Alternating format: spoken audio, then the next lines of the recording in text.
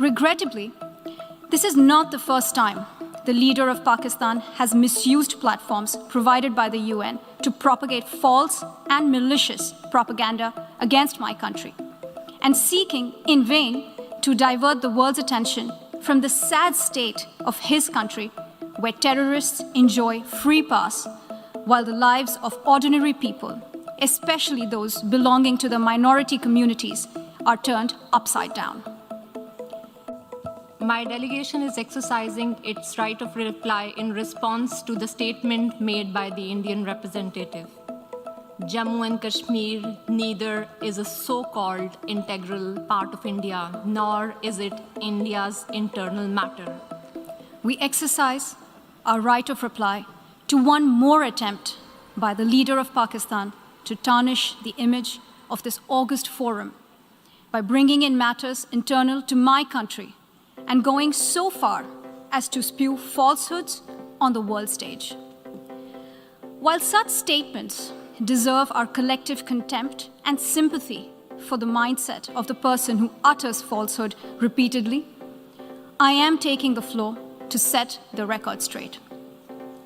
India's National Security Advisor, Mr. Ajit Dole, has publicly admitted supporting and financing of such mercenaries. The captured Indian spy, Kulbhushan Jadhav, has also confessed to organizing such terrorism in Pakistan. Fourth, India is being guided by a supremacist ideology that has mainstreamed Islamophobia and bigotry against minorities, particularly Muslims, in its political discourse. The RSS is one of the oldest fascist movements in the world, enjoys state protection, patronage, and support by BJP.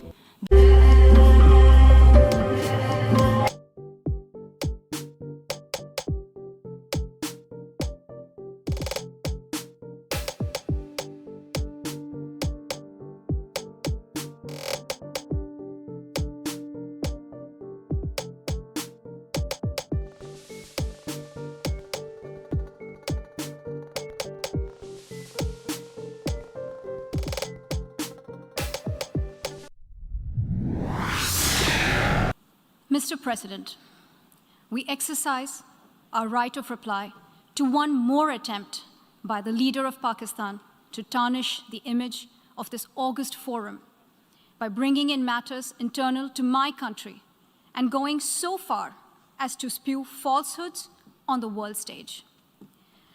While such statements deserve our collective contempt and sympathy for the mindset of the person who utters falsehood repeatedly, I am taking the floor to set the record straight.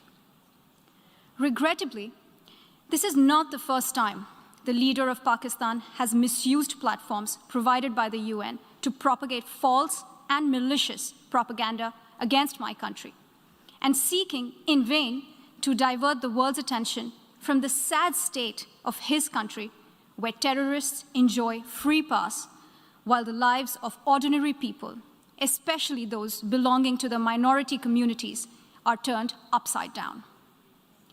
Mr. President, member states are aware that Pakistan has an established history and policy of harboring, aiding, and actively supporting terrorists.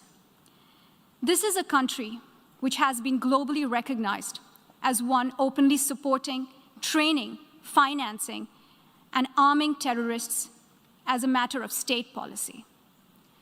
It holds the ignoble record of hosting the largest number of terrorists proscribed by the UN Security Council.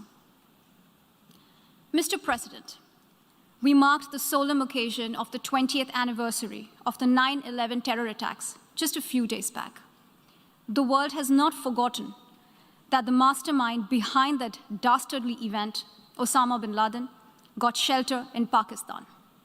Pakistan leadership continues to glorify him as a martyr. Regrettably, even today, we heard the leader of Pakistan trying to justify acts of terror. Such defense of terrorism is unacceptable in the modern world. We keep hearing that Pakistan is a victim of terrorism. This is the country which is an arsonist disguising itself as a firefighter. Pakistan nurtures terrorists in their backyard in the hope that they will only harm their neighbors. Our region, in fact, the entire world, has suffered because of their policies. On the other hand, they are trying to cover up sectarian violence in their country as acts of terror. Mr. President, this is also the country that still holds the despicable record in our region of having executed a religious and cultural genocide against the people of what is now Bangladesh. As we mark the 50th anniversary this year of that horrid event in history, there is not even an acknowledgement, much less accountability. Today, the minorities of Pakistan, the Sikhs, the Hindus, the Christians, live in constant fear and state-sponsored suppression of their rights. This is a regime where anti-Semitism is normalized by its leadership and even justified. Dissenting voices are muzzled daily, and enforced disappearances and extrajudicial killings are well documented. Mr. President, unlike Pakistan, India is a pluralistic democracy with a substantial population of minorities who have gone on to hold highest offices in the country, including as President, Prime Minister, Chief Justices, and Chiefs of Army Staff. India is also a country with a free media and an independent judiciary that keeps a watch and protects our Constitution. Pluralism is a concept which is very difficult to understand for Pakistan, which constitutionally prohibits its minorities from aspiring for high offices of the state. The least they could do is introspect before exposing themselves to ridicule on the world stage. Finally, Mr. President, let me reiterate here that the entire Union territories of Jammu and Kashmir and Ladakh were, are, and will always be an integral and inalienable part of India. This includes the areas that are under the illegal occupation of Pakistan. We call upon Pakistan to immediately vacate all areas under its illegal occupation. Mr. President, allow me to be categorical about India's position. We desire normal relations with all our neighbors, including Pakistan. However, it is for Pakistan to work sincerely towards creating a conducive atmosphere, including by taking credible, verifiable, and irreversible actions to not allow any territory under its control to be used for cross-border terrorism against India in any manner. I thank you, Mr. President. I thank the distinguished representative of India, and I now give the floor for 10 minutes to the distinguished representative of Pakistan. My delegation is exercising its right of reply in response to the statement made by the Indian representative. Jammu and Kashmir neither is a so-called integral part of India, nor is it India's internal matter. India remains in occupation of an internationally recognized disputed territory whose final disposition needs to be decided in accordance with the democratic principle of a free and impartial plebiscite under the United Nations auspices as provided for under numerous resolutions of the Security Council. In order to divert attention from ever-increasing international condemnation of India's widespread and escalating human rights abuses in Indian illegally occupied Jammu and Kashmir, India continues to level baseless allegations and rely on outright lie and obfuscation. India's compulsive obsession with Pakistan is neither new nor surprising. It has permeated its ruling elite and governance structures. But there is a method to this obsession, as it underpins India's electoral and foreign policy under the ruling RSS-BJP Hindutva-inspired government.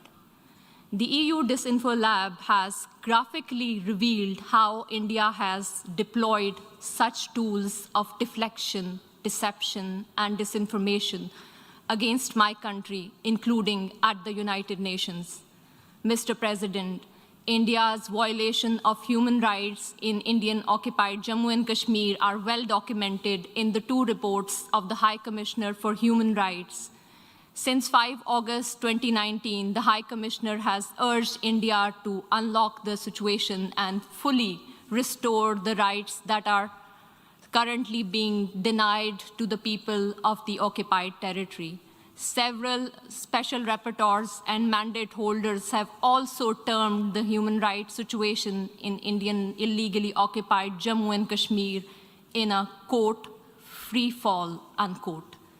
Major human rights organizations, including Human Rights Watch and Amnesty International, have expressed similar serious concerns about India's human rights violation, including in the occupied territory. Not surprisingly, Indian authorities have failed to respond to any of these communications. In fact, a witch hunt has been launched against those who dare to report these crimes. Only last year, Amnesty International ceased work in India, citing constant harassment at the hands of the government. The government of Pakistan has recently released a comprehensive and well-researched dossier containing the entire range of gross, systematic, and widespread violations of human rights being perpetrated by Indian security forces in the occupied territory. We call upon the international community to take cognizance of the compelling evidence and hold India accountable for the heinous crimes. If India has nothing to hide, it must accept a United Nations Commission of Inquiry and agree to implement the Security Council resolution stipulating a plebiscite to enable the people of Jammu and Kashmir to exercise their right to self-determination. Mr. President, as for India's use of the canard of terrorism, regurgitating stale arguments that are typical of all occupiers, let me emphasize that India itself is the principal perpetrator, sponsor, financer, and abettor of terrorism in the region. Today, India is involved in at least 4 different types of terrorism. First, India is resorting to state terrorism to suppress the people of Indian illegally occupied Jammu and Kashmir.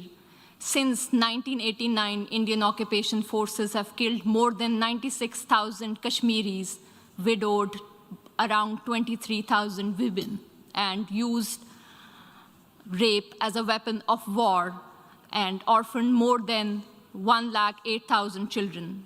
Second, it is funding and supporting terrorist organizations like the TTP, which are involved in numerous cross-border terrorist attacks against Pakistani military and civilian targets. Over the last decade, thousands of Pakistanis have lost their lives or have been injured as a result of these Indian-sponsored terrorist attacks.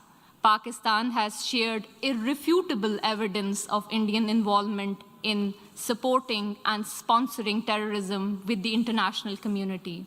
Third, India is financing and organizing mercenary terrorist organizations against Pakistan to impede economic growth and prosperity of the region. India's National Security Advisor, Mr. Ajit Dole, has publicly admitted supporting and financing of such mercenaries. The captured Indian spy, Kulbhushan Jadhav, has also confessed to organizing such terrorism in Pakistan. Fourth, India is being guided by a supremacist ideology that has mainstreamed Islamophobia and bigotry against minorities, particularly Muslims, in its political discourse. The RSS is one of the oldest fascist movements in the world. enjoys state protection, patronage, and support by BJP, the ruling party in India. It was RSS which was responsible for pogrom in Gujarat in 2002, which killed over 2,000 innocent Muslim children, women, and men. These anti-Muslim pogroms were later repeated in Mumbai and Delhi. One cannot expect anything new from the purveyor of Hindutva.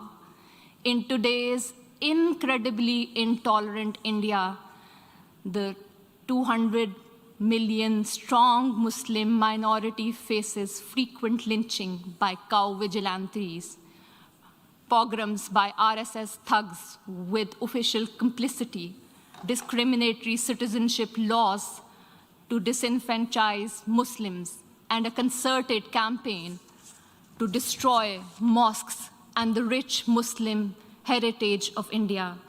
Mr. President, for the edifice of fascism is in an advanced stage of construction in India today.